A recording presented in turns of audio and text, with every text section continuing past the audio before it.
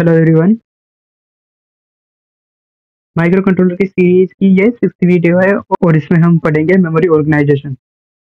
जब आप 8051 micro controller के बारे में सीख रहे होते हैं तो आपको मेमोरी ऑर्गेनाइजेशन को समझना ज़रूरी हो जाता है। क्यों हो जाता है? क्योंकि अगर हमें ये समझ में नहीं आएगा कि माइक्रो कंट्रोलर का मेमोरी स्ट्रक्चर कैसा है तो हम सही तरीके से प्रोग्रामिंग और डाटा स्टोर नहीं कर पाएंगे। साथ ही प्रोग्राम में परफॉर्मेंस इशू, एरर और क्रैश आने लगेंगे। तो इसे समझना ज़रूरी है, साथ ही साथ नोट्स बनाते रहना है। और अब हम वीडियो शुरू करने जा रहे हैं। माइक्रो कंट्रोलर में हमें 4 तरह की मेमोरी देखने को मिलती है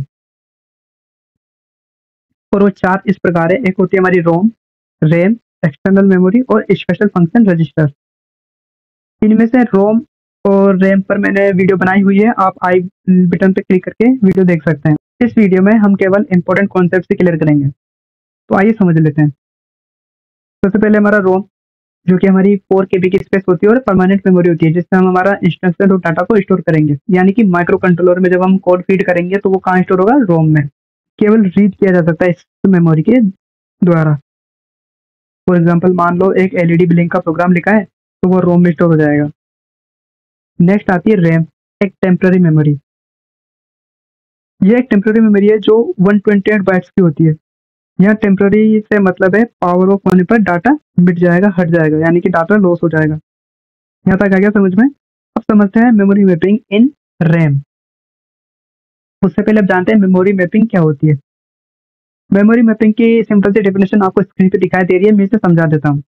इसका सीधा सा मतलब है कि हमारा जो प्रोग्राम या इंस्ट्रक्शन या कोड है, जो भी, उसे मेमोरी के किस लोकेशन पर रखना है ताकि माइक्रो कंट्रोलर उसको आसानी से एक्सेस कर सके। फर्दर आगे भी जो हमारी रैम है उसको भी 4 पार्ट्स में डिवाइड किया गया है। Special function register, general purpose register, bit addressable area, stack and data area. आइए एक एक करके इन्हें भी जान लेते हैं। सबसे पहले समझते हैं स्पेशल फंक्शन रजिस्टर्स। इसकी भी सिंपल सी डेफिनेशन आपको स्क्रीन पे दिखाई दे रही होगी। इन रजिस्टर्स का काम होता है स्पेशल फंक्शंस को कंट्रोल करना, जैसे कि इनपुट आउटपुट पोर्ट्स को कंट्रोल करना, टाइमर्स होते हैं, इंटरप्ट और सीरियल कम्युनिकेशन, जो स्पेशल फंक्शन के द्वारा ही कंट्रोल किए जाते हैं। इनकी जो रेंज होती है वो 0 क्रॉस 0 0 से लेकर 0 क्रॉस 1f तक होती है, जिनको हम हेक्साडेसिमल नोटेशन में कहते हैं। नेक्स्ट है हमारे पास जनरल पर्पस रजिस्टर। तो एग्जांपल समझते हैं। मान लीजिए आप एक टाइमर सेट करना चाहते हैं जिसमें एक एलईडी ब्लिंक हो, तो आपको टाइमर कंट्रोल, इंटरप्ट, इनेबल और पोर्ट कंट्रोल के लिए स्पेशल फंक्शन रजिस्टर का यूज करना पड़ेगा। जनरल पर्पस रजिस्टर ये भी टेम्पररी डाटा को स्टोर करते हैं और इनकी जो रेंज है वो होती है 0 क्रॉस 20 से लेके 0 क्रॉस 2f तक। ओके, जैसे R1 R0 से लेके R7 तक। आपको जो स्क्रीन पे जो दिखाई दे रहे हैं ये रजिस्टर्स बैंक से, यानी कि हमारे टोटल 8 रजिस्टर्स होते हैं जनरल पर्पस रजिस्टर्स। और इनके जो सामने दिखा हुआ है वो इनकी लोकेशन है, यानी कि इनका एड्रेस है। यही एड्रेस पर हम क्या करेंगे, हमारे डाटा को स्टोर करेंगे। अभी बस आप याद रखो कि ये सब डाटा को स्टोर करने के काम आती है।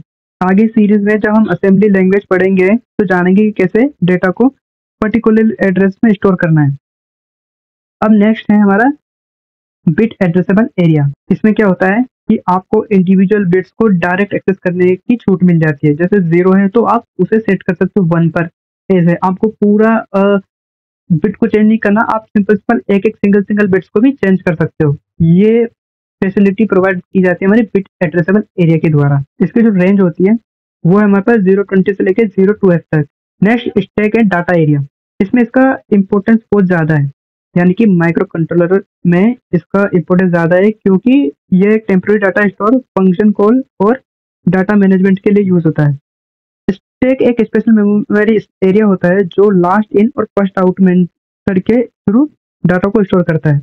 मतलब जो डाटा सबसे पहले स्टैक में डाला जाता है वो सबसे बाद में निकाला जाता है। प्रोग्रामिंग में हम और इसे अच्छी तरह से समझेंगे।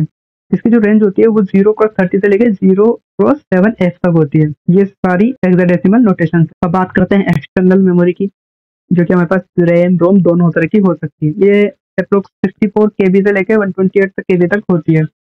वैसे तो हमारे पास इंटरनल स्पेस ही काफ़ी होता है प्रोग्राम को स्टोर करने के लिए, लेकिन अगर हमारा बाई चांस कोड बड़ा हो गया तो फिर हम एक्सटर्नल मेमोरी का यूज़ कर सकते हैं। एक्सटर्नल मेमोरी को माइक्रो कंट्रोलर से ऑर्गेनाइज करने के लिए 3 चीज़ें चाहिए होती हैं।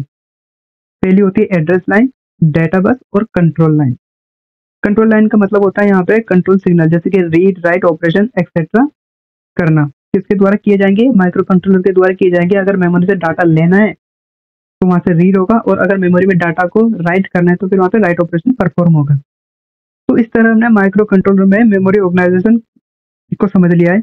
ये थ्योरेटिकली पार्ट था, तो शायद आप डीपली भले ही नहीं समझ पाए हो, लेकिन जब हम असेंबली लैंग्वेज पढ़ेंगे और जब हम डाटा को स्टोर करवाएंगे तो आपको ये सारी चीजें बहुत जल्दी समझ में आ जाएंगी। तो इस वीडियो में बस इतना ही, मिलते हैं नेक्स्ट वीडियो में।